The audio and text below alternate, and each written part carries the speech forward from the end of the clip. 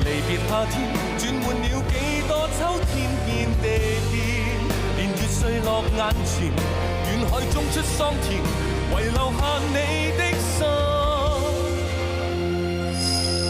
不會變。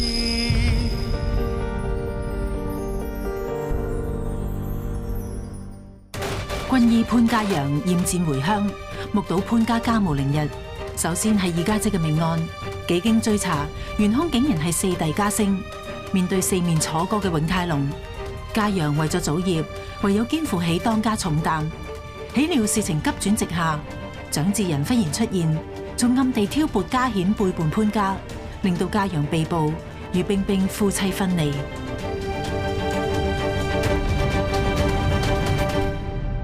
你哋兩個做翻你哋應該做嘅事，至於有咩決定嘅，你問三少奶，佢會直接同我交代。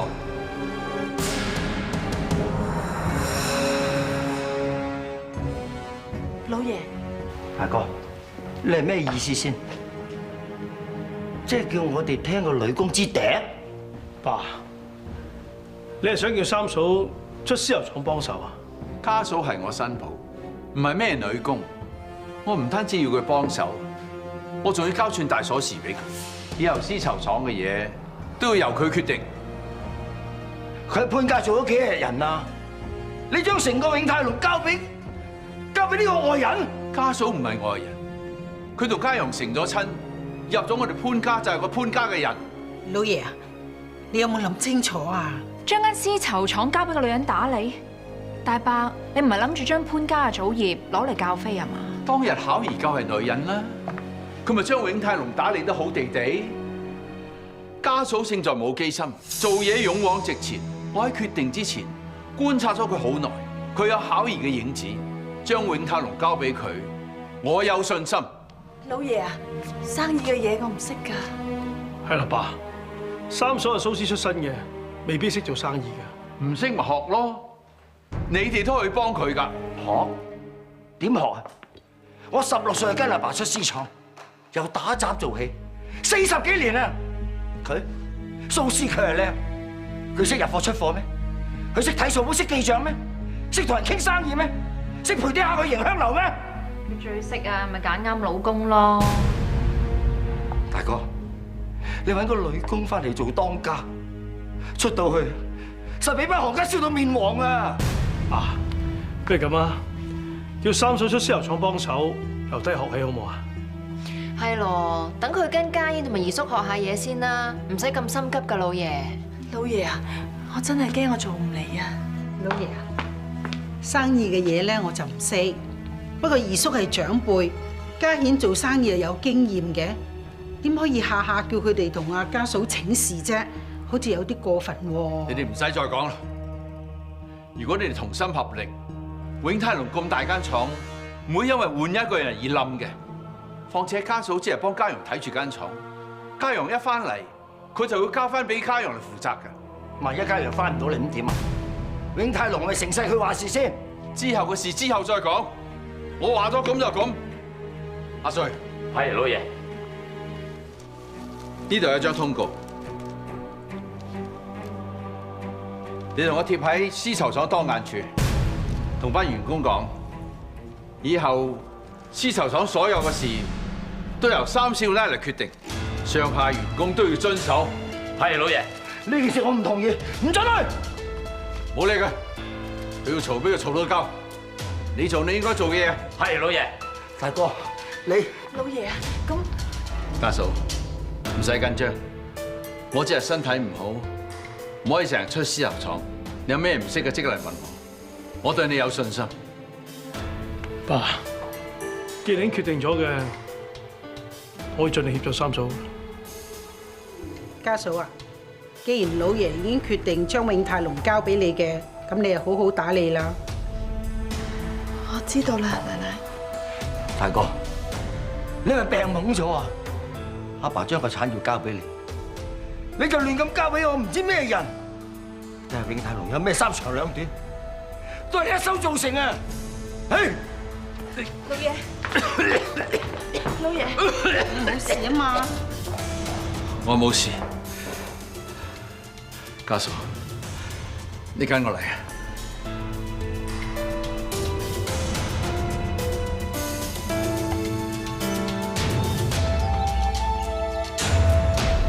老爺，其實我唔係好明白，你預先準備張通告，話由我做絲綢廠嘅當家，但係我只係一個蘇絲女工，我怕我應付唔嚟啊！我自家又唔會睇錯人，知子莫若父。佢娶得你做老婆，你一定有過人之處。我知咁做好難為你，但係你嘅二叔一直睺住永泰龍當家個位，想趁我身邊冇人，逼我就範。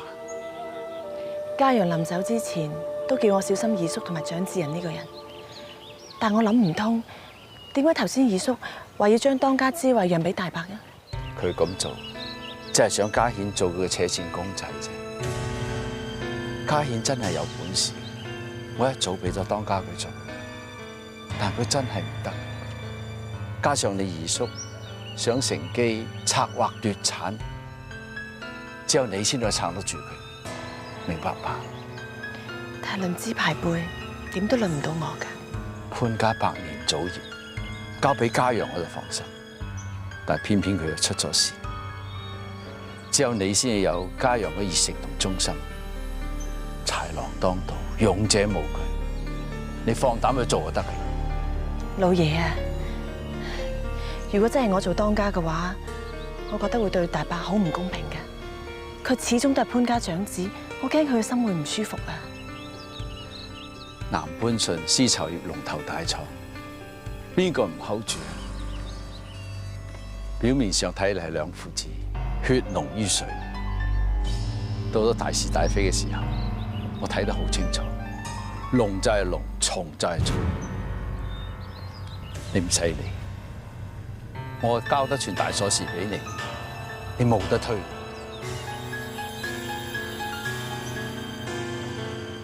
老爺，我諗我知道點做啦。你交咗絲綢廠俾我嘅話，為咗潘家，為咗嘉陽，我點都會撐落去。我就係要聽你講呢番說話。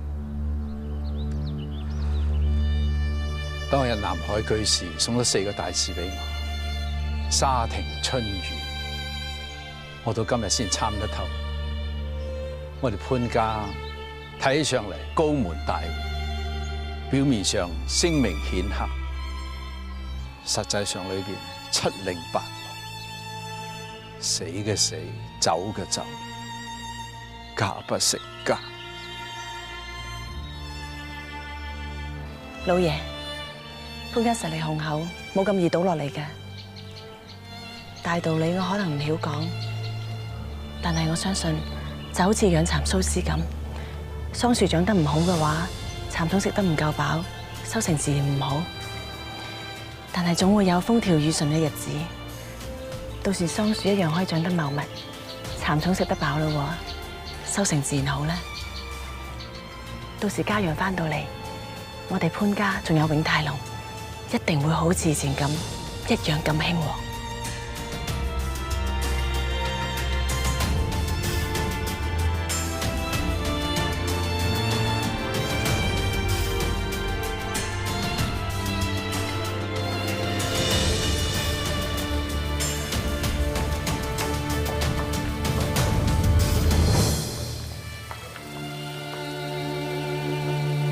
阿花，阿花，你做咩啊？心不在焉，你冇事啊嘛？唔係啊，雲姐，我真係好擔心啊！都唔知係咪真係把烏鴉口講中，冰冰真係黑夫，佢成真嗰晚3就俾人拉咗啦！佢亂噏啲乜嘢啊？唔係啊，雲姐唔可以唔信邪㗎。之前係祖耀，而家輪到3少。喂，你哋唔好再亂講啦！陣間冰冰翻嚟俾你聽到，咁點算咧？唔係啊，我哋唔係想講八卦嘢啊。其實大家都係擔心冰冰啫。今朝啊，老闆仲出埋通告，話要冰冰管埋絲廠，做埋當家，等3少翻嚟啊！唔知冰冰撐唔撐得住咧？如果大家唔想冰冰辛苦嘅話，我哋應該更加做好自己嘅本分，等佢煩少樣嘢。子晴佢講得啱啊！3少奶，唔該晒。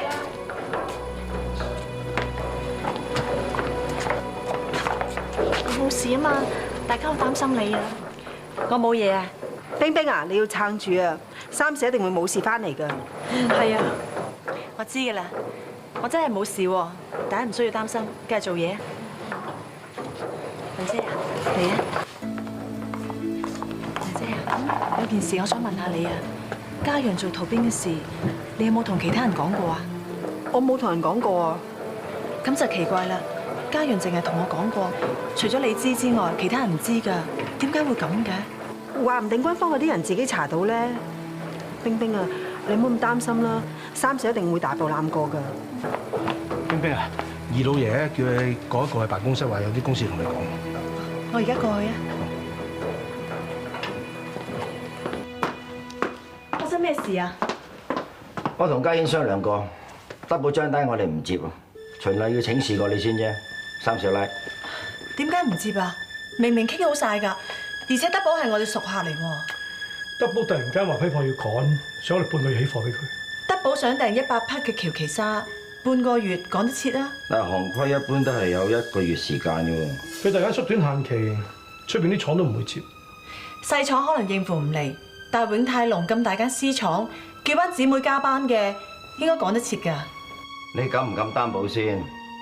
萬一趕唔切，半個月之後我哋交唔到貨俾人，你知唔知道對我哋永泰隆嘅聲譽影響幾大？仲有啊，你要班工人加班啊嘛，又要俾雙倍工資，我哋賺少好多錢嘅。我記得嘉陽講過，德寶係我哋嘅熟客，如果我哋唔接嘅話，對永泰隆嘅聲譽一樣有影響㗎。就算俾你起得切批貨，一樣會做壞規矩，到時個客啊都要縮短限期，我哋好唔得掂㗎。你以前喺呢度做打工妹，蘇師你就叻，但係生意唔係咁做嘅。三嫂啊，二叔都覺得啱，做生產同做生意唔同。本來呢件事係唔使再傾㗎啦，不過大哥啊講過，乜嘢事都要知會聲你，咁我哋咪嚟同你講聲。不如就咁決定啊！我同德寶面講。唔得，得生意我哋一定要接嘅。如果唔接嘅話，德寶就會揾其他人。與其一開始益人，倒不如犧牲少少加班費，保住個熟客。但要做100匹喬其沙，需要好多時間，我哋應付到咩？你真係以為自己係永泰隆嘅大當家？老爺叫得我話事嘅，我講嘅説話就係決定。我話接就接。好，我終於見識到咩叫揸住雞毛當令箭。你中意點就點，大當家。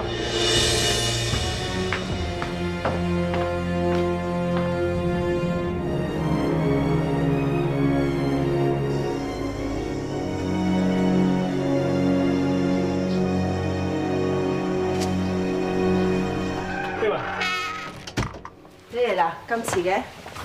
冇啊，絲綢廠啲嘢傾耐咗啫。絲綢廠有好多嘢煩咩？唉，有咩大小事都問冰冰，冰冰又咩都唔識，我都唔知佢點做當家。我諗冰冰都係暫時幫手睇住永泰隆嘅啫。如果咪嘉陽俾人拉咗，佢俾資格做當家。原來嘉陽係逃兵，佢從來冇對我哋講過。嘉陽係逃兵嘅事係咪你告發嘅？你點解咁問啊？嗰日係我同你講㗎。冇。而家有天睇唔過眼，要對付潘家嘅人。我以為嘉陽唔喺度，潘永年就會將絲綢廠交俾我打理。但係估唔到，仲要交俾冰冰。原來喺心目中，唔單止冇當我係仔，我連個女工都不如。既然你對潘家都冇感情，我哋就唔需要留喺度啦。不如我哋離開潘家村，有咁遠走咁遠，離開所有是是非非。你想我跟你走？係啊，10年前我哋錯過咗，我唔想再後悔。嗰日你應承過我㗎，你話跟我走㗎嘛。而家唔得，我唔可以而家離開呢度。我喺潘家受咗咁多委屈，我親生阿媽受咗咁多苦，含恨而終。我唔甘心就咁走咗去。但我真係唔想再咁樣偷偷摸摸啊！我哋揾一笪遠離潘家村嘅地方住啊！嚇，碧雲，我知道而家委屈咗你，但我應承你，只要我攞翻屬於我嘅嘢，睇到潘永年折墮，我即係同你一齊離開呢度，遠走高飛，去過啲無憂無慮嘅生活，好冇？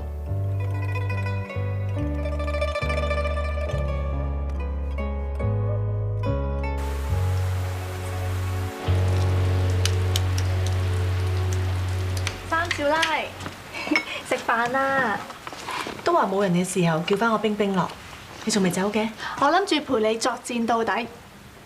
你啊，唔好成日掛住做嘢啦！你成日做嘢又唔食嘢喎，陣間餓親你啊！我唔知點樣同三少交代啦。我而家四面受敵啊，咩都唔識，咩都要從頭學起。如果嘉陽喺我身邊就好啦。對唔住啊，都係我亂講嘢。我知道你近排好大壓力，不過你得噶喎。頭先我見你打算盤打得好快，好叻啊！係阿爸教我㗎，你唔記得啦？我屋企開藥材鋪㗎嘛，你放心啦。為咗潘家，為咗嘉陽，幾辛苦我都會撐落去。我唔會要嘉陽為我擔心嘅。你做咗咁耐，不如休息一下，食咗啲嘢先啦。唔緊要啊，我都唔肚餓。我想做埋啲嘢先，放心喎，天口慶飯餸冇咁易凍㗎，你不如早啲返去休息啊。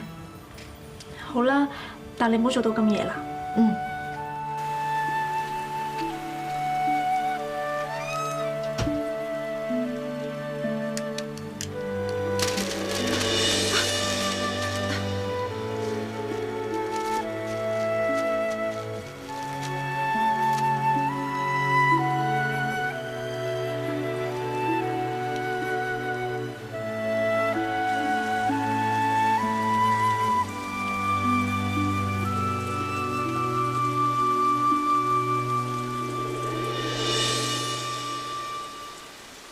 嘉陽，我好掛住你啊！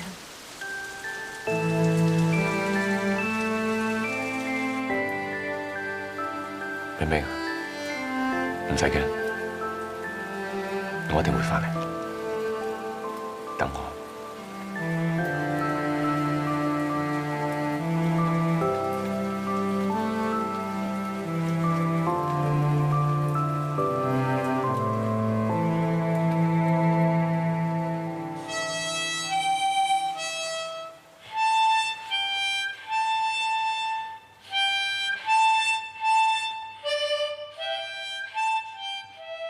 時間靜了，我們也靜了，抹完眼淚，要記得開心的笑。城鎮睡了，晚燈暗淡了，我想起你，如何大的痛都會變小。天空有雨水，清風桑葉，大街知道看美。如果天晴更是美，多麼想有緣終於可一起。留住時光，孤芳欣賞我紅妝，愛會在寒夜發光，真心好比磐石堅壯。如明月皎潔又想比星宿夜空裏發光，玻璃般脆弱，請你輕放。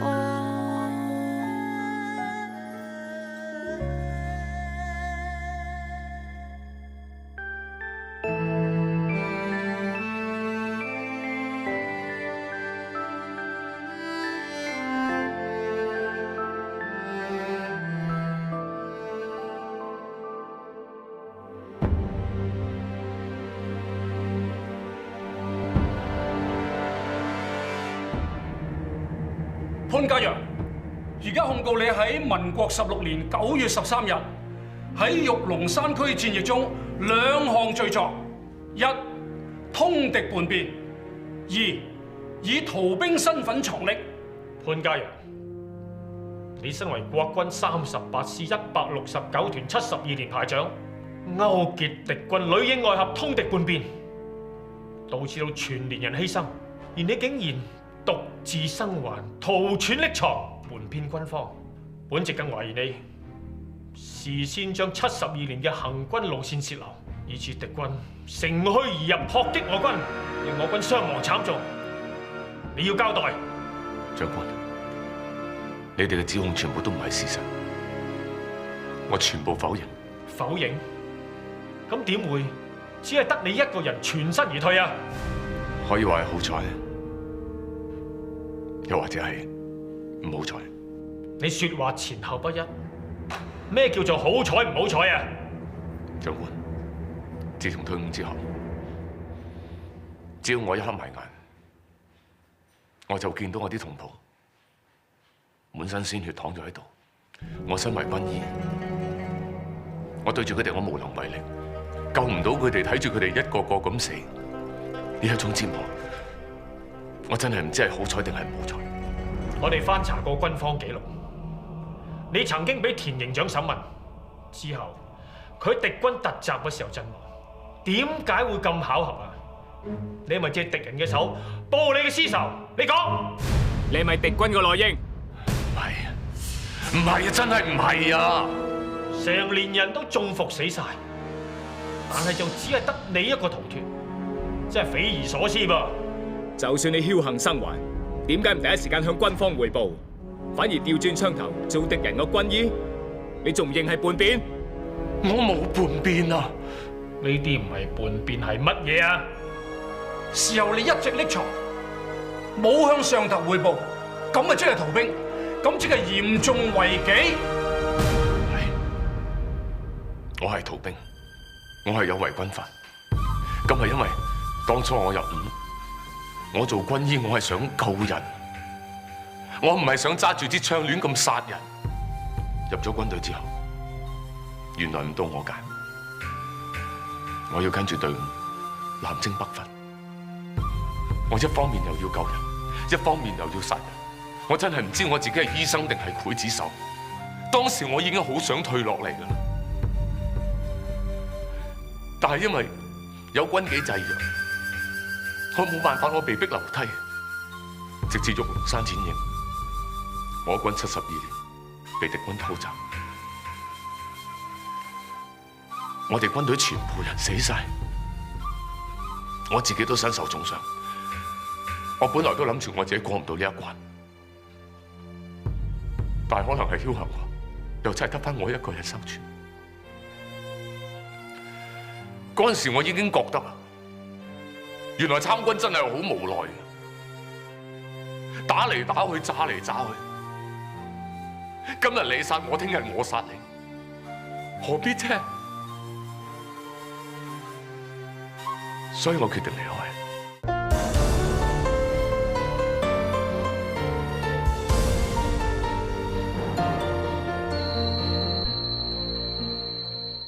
你係軍人，軍人嘅天職係保家衛國，上前殺敵係理所當然。咁我敢問長官，死喺你槍下嘅人，係咪全部都係敵人？係咪全部都係該死嘅事？所有犧牲嘅士兵，佢哋流嘅血，係咪全部都係公正無私先？大膽，竟敢對長官無禮！對唔住，我冒犯咗你哋嘅官位。但係我講咁多，我只係好想你哋明白，我真係好討厭戰爭，我真係好怕流血，我好怕犧牲，我好怕死啊！你作為一個軍醫，你竟然怕死？我話我怕死，我好怕見到啲無辜嘅人白白送死啊！我嚟問你，如果一個敵人同一個自己人，你會救邊個先？我唔使諗。因為我做醫生，我唔理咩人我都會救。我最後一次問你，你有冇出賣自己人？我冇啊！玉龍山戰役我已經解釋過好多次啦。我睇住我班戰友陣亡，我已經好難受。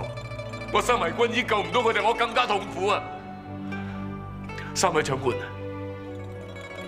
你哋嘅犯人潘家陽唔係一個軍人，我係一個醫生啊！如果係因為呢個身份矛盾，你哋要定我罪，咁我無話可說。但我真係要再三同3位長官講清楚，我冇勾結敵軍，我冇出賣我軍，我淨係想逃避殺戮咋。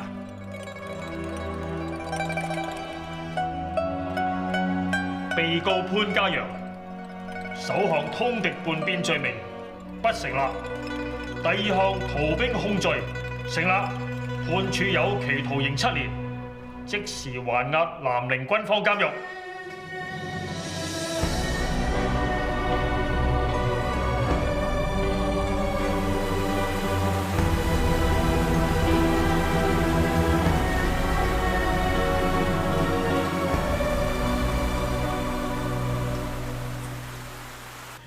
以為告發咗家陽係逃兵，拉咗佢等佢翻唔到嚟，潘永年就會將當家位交俾我。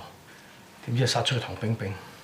咁啊，即係證明潘永年一路都冇將你放在眼內，唔信你，當你係一隻棋嘅啫。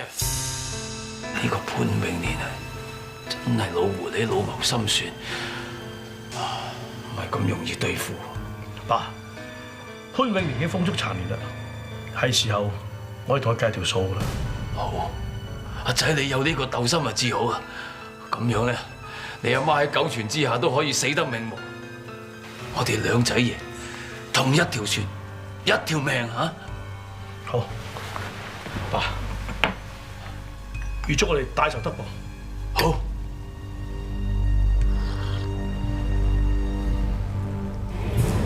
老爺，今個月嘅月結，我過2日就會做好噶啦，到時攞俾你過目啊。好，真係難為你喎！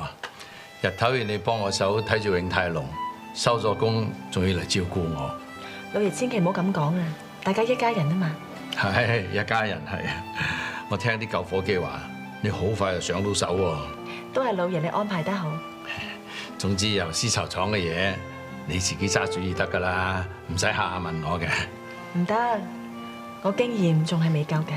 經驗係積累翻嚟㗎嘛，俾啲信心自己，我信得你過嘅。多謝老爺。啊，大少，大伯。收咗真係孝心。應該嘅，老爺啊，咁我哋出發先啦。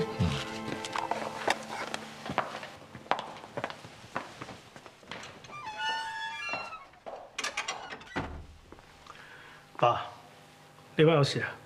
點解你喺絲綢廠要刁難三嫂？原來有啲人借啲嘢嚟告狀。若要人不知，除非己莫為。你以為我瞓喺鋪床度就乜都唔知啊？你喺絲綢廠同二叔搞過啲咩？我通通都知。一家人嚟㗎，點解仲要鬥生鬥死啊？呢句説話應該我問你先至啱。你噏乜嘢啊？點解你咁偏心？將絲綢廠交俾蘇師妹打理，都唔交俾我。咩嘢蘇師妹啊？佢係你弟婦嚟㗎，仲係你嘅當家，唔該你尊重啲。我梗係潘家大少啦，我唔係你個仔咩？點啊？冇聲出啦，定係出唔到聲啊？你以為你可以冚住你做嘅醜事咩？你以為你做嘅醜事冇人知咩？我問你，方以紅係咪我親生阿媽？係咪？你以為你做嘅嘢冇人知咩？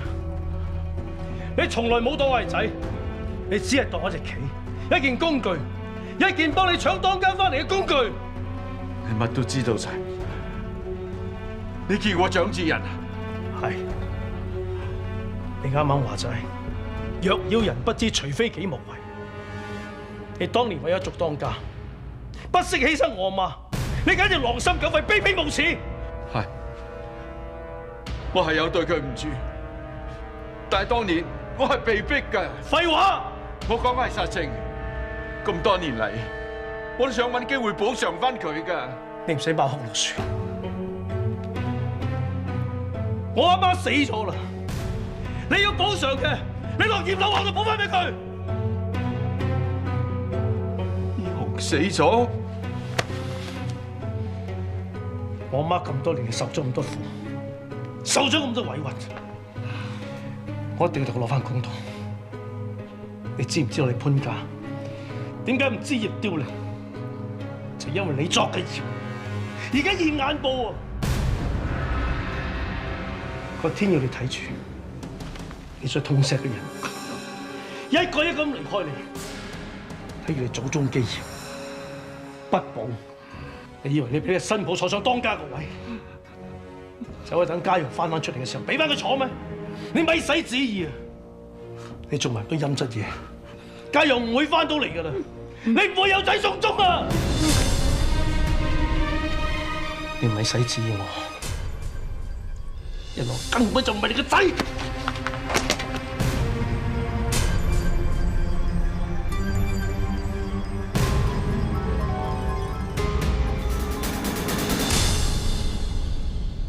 老爺點解會咁㗎？無啦啦中風都有嘅。家燕啊，到底老爺發生咩事啫？嚇？係啦，大伯，頭先我陪老爺食藥嘅時候，佢仲好好地喎。三嫂，你係咪懷疑我做咗啲咩嚟啊？話唔定老爺食咗啲唔應該食嘅嘢咧。大哥身子不嬲都係麻麻嘅，話退又唔肯退，樣樣嘢都要過問。如果佢安心養病，咪乜事都冇啦。根本就係大伯唔識得愛錫自己，乜都放唔低，識做嗰啲又廢除武功，唔識做嗰啲咧就委以重任，咁搞到自己咯。你話而家點算呢？家陽喺度就好啦。奶奶唔好擔心啦，老爺一定會跟人天上嘅。唔係啦，我聽日都去淨土寺嗰度同阿老爺祈下福。阿蘭啊，你幫我打點下啦。知道，奶奶。艷桃，你聽日陪埋我一齊去啊！哦，係，係啊，大嫂，臨急先嚟抱佛腳啊！菩薩都唔睬你啦。不過總好過咩都唔做。菩薩心腸，梗係幫人㗎啦。點會好似有啲人咁，中意落井下石，見死不救至得㗎？大嫂，你都係唔好咁頻撲啦，多啲時間陪下大伯好過啦。人哋長房嘅事，你咁多主意做咩啫？大嫂有分數㗎啦。咁係。瑞叔啊，陣間我俾個地步你，你搭夜船過去省城嗰度，喺西醫院度請個西醫過嚟睇老爺啊。知道啦，30啦。唉，山長水遠啊，請唔請得喐人啊？嗰個係家陽嘅學長嚟嘅，佢應該會賣個人情俾我哋。望就咁望啦。家喜啦，估唔到你唔聲，居然會做翻出好戲啊！二叔，唔係連你都認為我對阿爸做咗啲咩啊嘛？阿爸嘅出事係天意，呢啲叫自作嘢。潘家一輪風雨飄搖。我睇怕都係時候，我哋要好好合作下。我大哥啊，一定係病到失心瘋，居然任得佢隻劏豬凳喺度指指點點，又文又武。而家現眼報啦，自食其果。開講又話國之將亡，必有妖孽。不過二叔你放心，我絕對唔會將祖宗嘅基業拱手相讓。只要我哋兩叔侄同心，冇嘢可以難到我哋。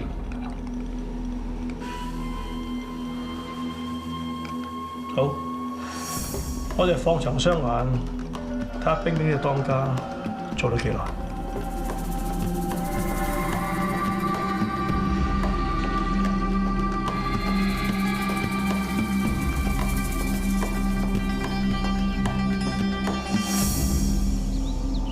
請問潘家陽嘅判決書出咗未啊？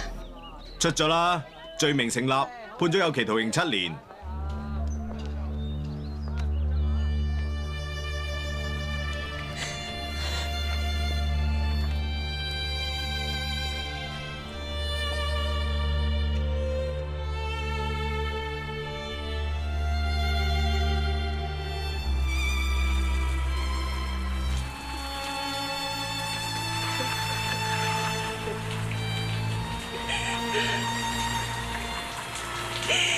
7年啦，家人，你一定要翻嚟啊！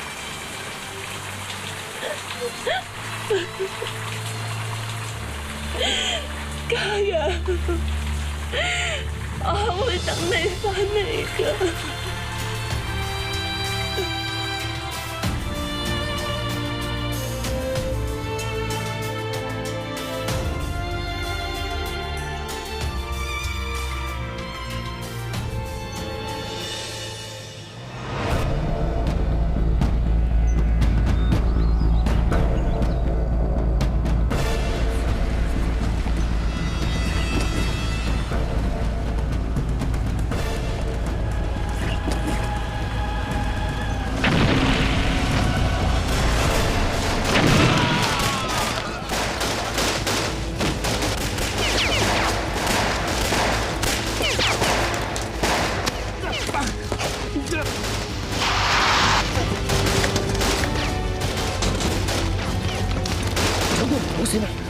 我冇事，自己人喎，我哋救緊車啊！咪來，我係救人啊！打開我係軍醫嚟，解開我啊！長官，你點啊？我隻腳受咗槍傷，不過而家冇咩大礙，你去救其他人。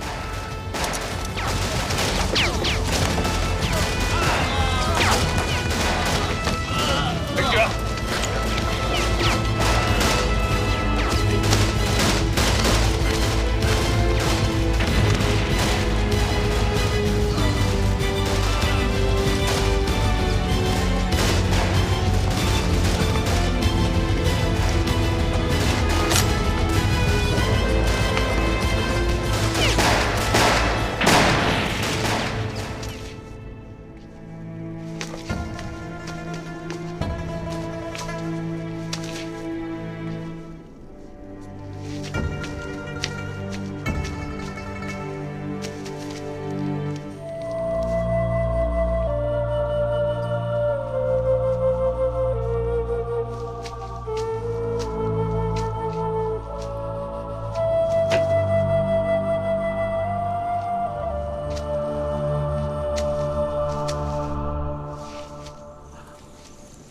喂，你冇事啊嘛？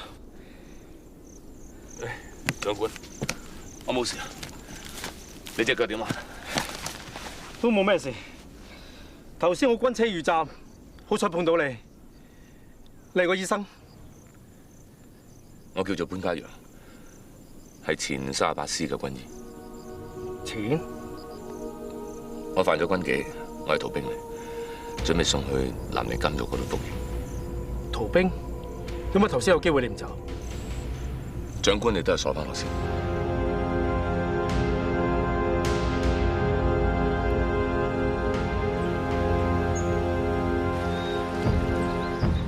家陽判咗7年監，到底我哋潘家做錯咗啲咩事啊？又要死人，又犯官非，搞到家不成家。三少奶，既然家陽有排都翻唔到嚟，你不如就留喺度，好好照顧老爺同奶奶。永泰龍嗰邊有我同阿嘉軒喺度睇住，唔使你操心。係啦，三嫂，打理家頭細務，始終女人比較細心啲。二叔大伯，唔需要你為我哋擔心。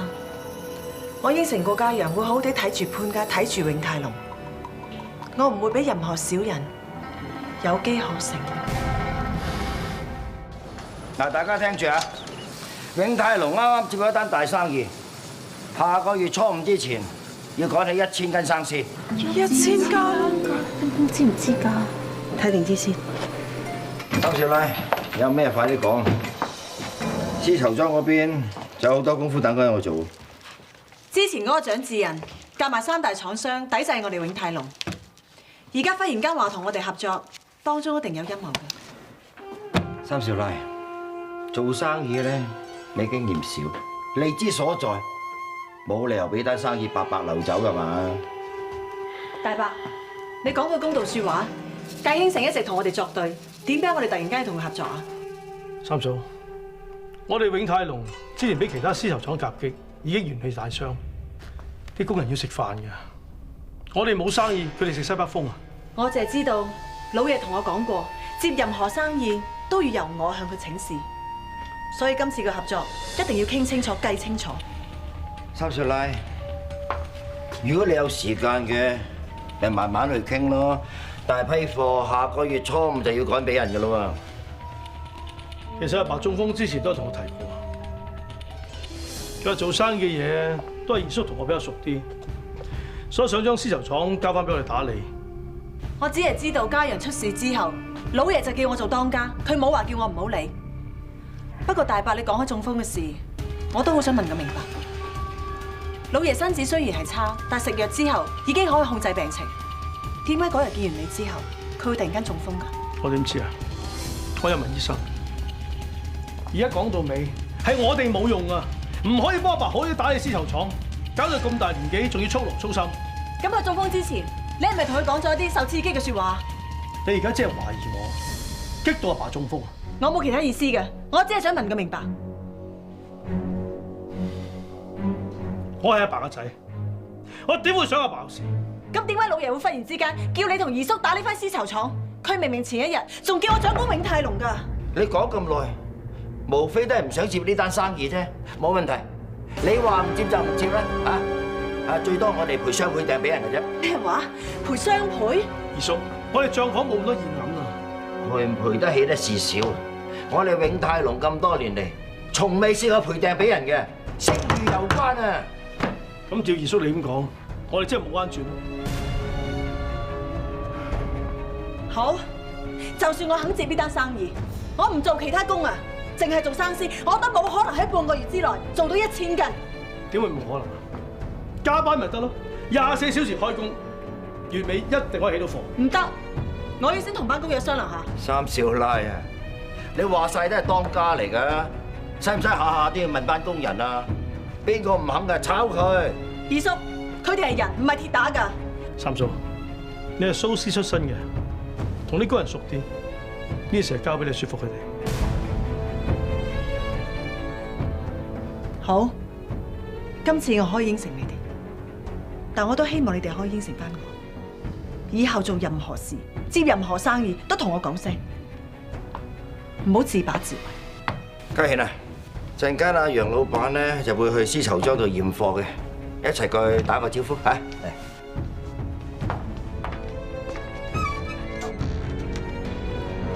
此際浮華滿天，未曾讓我艷羨。飄過紅葉萬千，似是無影片片。散在風雪着秋，引着當雪又現。留待我實現送你的萬語千言。走過泥濘4000，為求望你一面。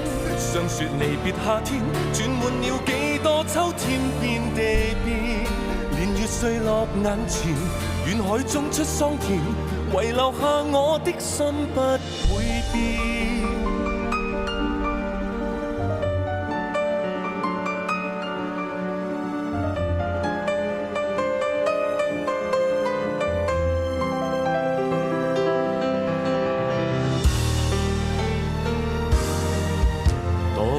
萬里穿煲失據，記憶連綿如流水。